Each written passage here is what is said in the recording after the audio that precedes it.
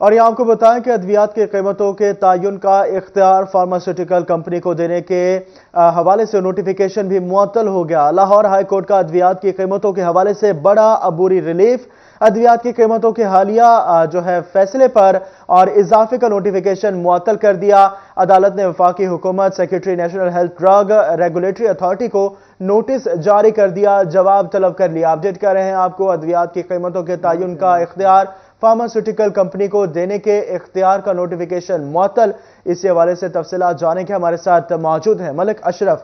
بتائیے گا ملک اشرف، ادویات کی قیمتیں وہ بڑھانے کا پہلے فیصلہ کیا گیا تھا، غریب آگے ہی مہنگائی کی چکی میں پس رہا ہے، گیس بجلی کی قیمتیں مہنگی، اب ادویات کی قیمتوں میں بھی پھر اضافہ کرنے کا نوٹیفیکیشن دیا گیا تھا، تو عدالت کی جانب سے یہ جو فیصلہ کیا گیا ہے اس کو آپ کیسے دیکھ رہے ہیں؟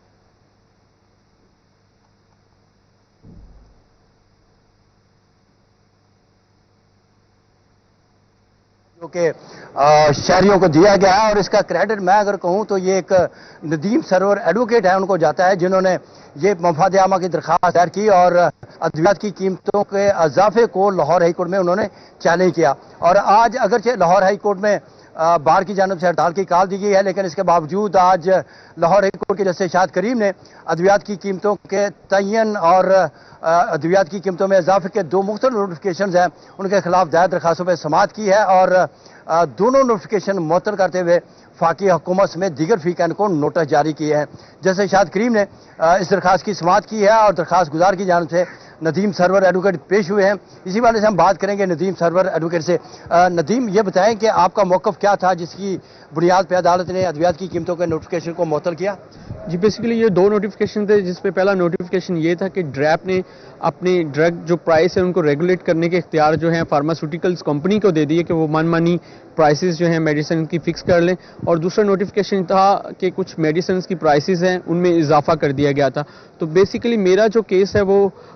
اس پوائنٹ کے گرد ریوالو کرتا ہے کہ کیئر ٹیکر گورنمنٹ ہے، اور کیئر ٹیکر گورنمنٹ ایک میجر پالیسی جو ہیں ڈیسیجنز نہیں لے سکتی، اور اسپیشلی اس نوٹیفکیشن کی جو ٹائمنگ ہے وہ بہت کروشل ہے۔ آپ دیکھیں گے کہ گورنمنٹ جو ہے وہ فارم ہونے میں زیادہ ٹائم نہیں ہے، کوئی ایک مہینے میں گورنمنٹ بن جائے گی، اور اس کے بعد جو ہے یہ نوٹیفکیشن عوام کے جو چوزن ریپرزنٹیٹیو ہیں وہ بھی ڈیلیبریشن کے بعد ان کو سارے پروز اور کانٹراز جو ہیں چیزیں ان کو دیکھتے، اور اس کے بعد ڈیلیبریشن کے بعد یہ دیکھتے کہ ان کو نوٹیفکیشن کو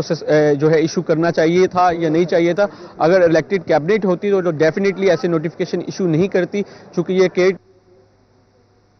کی وجہ سے یہ نوٹیفکیشن ایشو ہوئے۔ کیسا لگ رہا ہے غریب عوام جن کے ادویات کا معاملہ ہے، اور لاہور ہائی کورٹ میں آپ یہ کیس لے کے آئے اور اس کے بعد عدالت نے نوٹیفکیشن ہی معطل کر دیا جو کہ ادویات کی قیمتوں کے متعلق تھا، اور اس حوالے سے مزید کتنا آپ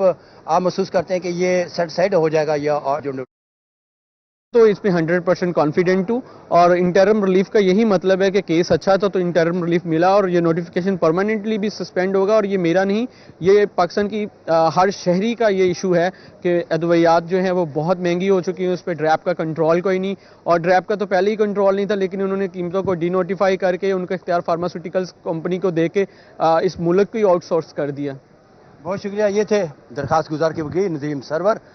جنہوں نے آج دلائل دیے، اور عدالت نے کے جو ابتدائی دلائل تھے اس سے اتفاق کرتے ہوئے عدالت نے جو دو نوٹیفکیشن تھے ادویات کی قیمتوں کے متعلق ان کو معطل کر دیا۔ وفاقی حکومت کے ساتھ ساتھ دیگر جو فریقین ہیں ان کو نوٹس جاری کرتے ہوئے آئندہ سماعت پہ جواب طلب کیا گیا ہے۔ جی ادویات کی قیمتوں کے تعین کا اختیار فارماسیوٹیکل کمپنی کو دینے کے اختیار کا نوٹیفیکیشن معطل۔ لاہور ہائی کورٹ کا ادویات کی قیمتوں کے حوالے سے بڑا عبوری ریلیف۔ اسی حوالے سے ملک اشرف ہمارے ساتھ موجود تھے، بہت شکریہ تفصیلات کے لیے۔